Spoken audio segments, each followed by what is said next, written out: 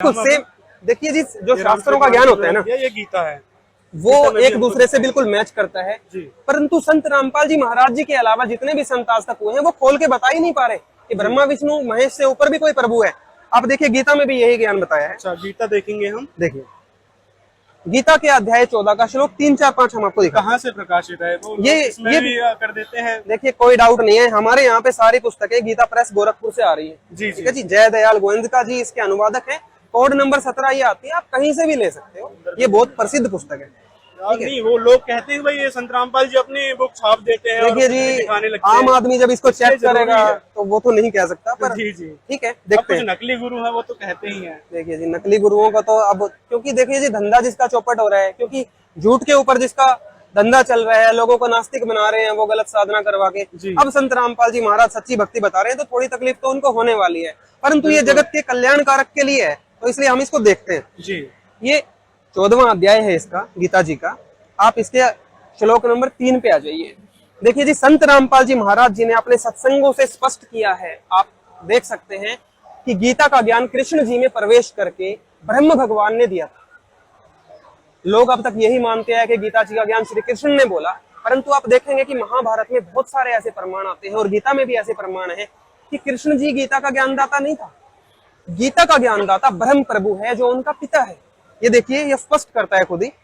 ये देखिए, पहले तो आपको ब्रह्म का एक बार स्पष्ट कर देते हैं। का ही ज्ञानदाता बदल दिया, सभी लोग मानते हैं कृष्ण जी हैं। एक बार आपको गीता के ज्ञानदाता का ही बता देते हैं, वो अपने आप को ब्रह्म बताते हैं। अभी आपने श्री रामचरितमानस में देखा वो कि ब्रह्म जो है वो दुर्गा का पति है और ब्रह्मा विष्णु शिव के पिताजी हैं। वहाँ पे लिखा गया है। ये देखिए, अब ये गीता ज्ञानदाता जो प्रभु है, अब एक बार आपको अध्याय 8 दिखाना जरूरी है इससे पहले जी, वरना लोग डाउट में आ जाएंगे कि भाई ये ब्रह्म कहाँ से लाते हैं गीता में। बिल्कुल, ये देखिए, ये तो लाएंगे, वो डाउट आएगा उनके मन में वैसे। ये देखिए अध्याय 8 और श्लोक नंबर 13 आपको हम अभी दिखाएंगे।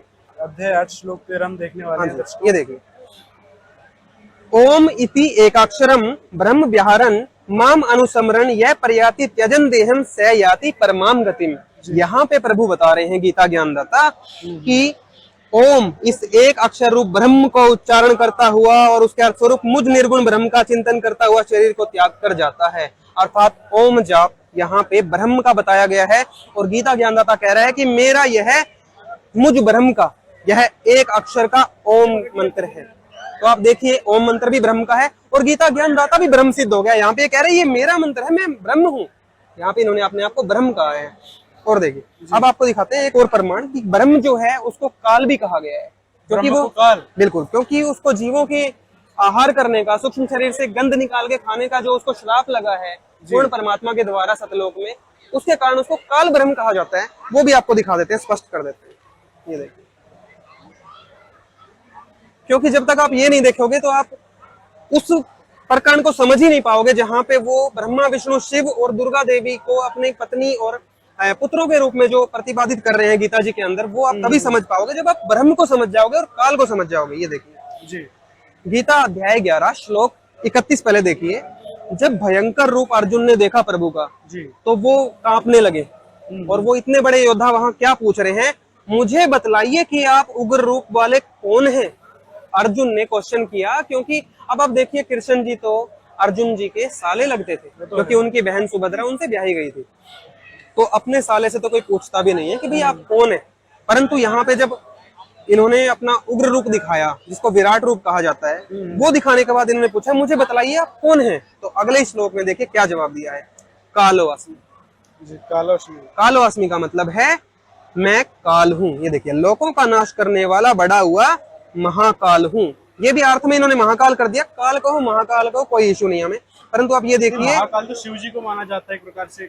देखिए जी, आप आम लोग हैं, आपके दर्शकों से और आपसे हमारा चैलेंज है, आप किसी ग्रंथ में ये दिखाइए कि शिव जी को महाकाल कहा गया है। आपको हम 10 जगह प्रमाणित करेंगे कि महाकाल और काल जो कहा गया है वो उनके पिता के बारे में कहा गया, ब्रह्म के बारे में। कि गीता जी में क्या बताया कि लोकों का नाश करने वाला बड़ा हुआ काल हूँ और इस समय इन लोगों को नष्ट करने के लिए प्रवृत्त हुआ हूँ। देखिए, कृष्ण जी तो अर्जुन जी के साथ हमेशा ही रहते थे और युद्ध में भी शुरू से उपस्थित थे। उग्र रूप दिखाने के बाद वो कह रहे हैं मैं तो अभी प्रवृत्त हुआ हूँ सबको नष्ट करने के लिए। कृष्ण जी युद्ध नहीं चाहते थे, वो तो शांति दूत थे। जब युद्ध ना होता देखकर अर्जुन को भी युद्ध से हटता देखकर काल ने देखा कि भाई अब मैं कैसे मार के खाऊंगा जीवों को, तब उसने कृष्ण जी के अंदर प्रवेश करके गीता का ज्ञान देना पड़ा अर्जुन को युद्ध के लिए मनाने के लिए। अब देखिए, इन लोगों को नष्ट करने के लिए प्रवृत्त हुआ हूं, इसलिए जो प्रतिपक्षियों की सेना में स्थित योद्धा लोग हैं वे सब तेरे बिना भी नहीं रहेंगे, अर्थात तेरे युद्ध न करने से भी इन सब का नाश हो जाएगा। मतलब काल भगवान को ये सब नाश करवाना था महाभारत वाला, तो वो कृष्ण जी के अंदर प्रवेश करके उन्होंने करवाया। अब आपको मेन चीज दिखाते हैं, ये देखिए अध्याय 14 अब आपको दिखाते हैं, और ये कॉन्सेप्ट उसी से रामचरितमानस से जुड़ा हुआ है, अब वो दिखाने वाले हैं आप। देखिए थोड़ा सा अगर रिकैप करें तो अभी तक श्री रामचरितमानस से हमारे गुरुजी के दिए हुए ज्ञान के आधार पर यह सिद्ध हो चुका है जी कि ब्रह्मा विष्णु शिव से ऊपर प्रभु रामचरितमानस में बताए हुए हैं, और बल्कि उस प्रभु को ऐसा बताया गया है जिसके चरणों की रज ब्रह्मा विष्णु महेश भी चाह रहे हैं, मतलब वो उनसे अलग हुआ। और रामचरितमानस को अभी तक विष्णु जी पे सेट अर्थात श्री रामचंद्र जी पे सेट करके जगत के लोग चल रहे थे, वो बिल्कुल गलत है। आप देखिए पूरा ज्ञान लीजिए एक बार, इसमें राम जी की भी बहुत महिमा है, परंतु उससे ऊपर प्रभु की भी महिमा है, वो भी आप जरूर जानिए। अब आप देखिए, अभी तक हम थोड़ा रिकैप करें तो उसमें श्री रामचरितमानस में हमें पता चला कि दुर्गा देवी, जिनको आदि शक्ति और जगमूला भी कहा जाता है, वो ब्रह्मा विष्णु शिव की जो पत्नियां हैं उनको भी उत्पन्न करने वाली है, और जो इनका पिता काल ब्रह्म है उससे ब्रह्मा विष्णु शिव उत्पन्न होते हैं। इतना क्लियर हो गया था। और गीता ज्ञानदाता जो प्रभु है जिसने श्री कृष्ण जी के अंदर प्रवेश किया वो काल ब्रह्म है, इतना भी हम प्रमाणित कर चुके हैं। अब देखिए काल ब्रह्म और आगे के राज खोल रहा है, आप खुद देखिए यहाँ पे क्या बताते हैं। अध्याय 14 श्लोक नंबर 3 हम ले रहे हैं। हे अर्जुन, मेरी महत ब्रह्म रूप मूल प्रकृति, प्रकृति दुर्गा देवी को ही एक संबोधन दिया जाता है। आपको देवी पुराण में हमारे गुरुजी के सत्संग में मिल जाएगा, और हम भी आपको दिखा देंगे कि प्रकृति देवी दुर्गा देवी का ही एक नाम है। ठीक है, ये देखिए, मेरी महत ब्रह्म रूप मूल प्रकृति संपूर्ण भूतों की योनि है, अर्थात गर्भधान का स्थान है, और मैं उस योनि में चेतन समुदाय के गर्भ को स्थापन करता हूँ। अब योनि में गर्भ को स्थापन तो पति ही कर सकता है जी, ये इसमें क्लियर किया हुआ है। ठीक है जी, उस जड़ चेतन के संयोग से सब भूतों की उत्पत्ति होती है, अर्थात सब प्राणियों की उत्पत्ति अब तक हम सुनते आए ब्रह्मा विष्णु महेश से हो रही है, परंतु यहाँ पे काल ब्रह्म कह रहा है कि दुर्गा और मुझसे ये सब हो रहा है। अगला श्लोक देखिए आप, और भी क्लियर हो जाएगा इसमें। हे अर्जुन, नाना प्रकार की सब योनियों में जितनी मूर्तियां अर्थात शरीरधारी प्राणी उत्पन्न होते हैं, प्रकृति अर्थात दुर्गा देवी तो उन सब की गर्भ धारण करने वाली माता है, और मैं बीज को स्थापन करने वाला पिता हूँ। अब जब ये गीता के 3 श्लोक हो जाएंगे उसके बाद आपको देवी भागवत दिखाएंगे, जिसमें अभी कोई ये ना सोचे कि दुर्गा देवी के गर्भ में जो है विष्णु जी अर्थात कृष्ण जी गर्भ को स्थापन करते हैं, ऐसा बिल्कुल नहीं है। वो तो उनकी माता जी हैं, और माता और पुत्र के बारे में ये बात तो सोचना भी गलत है।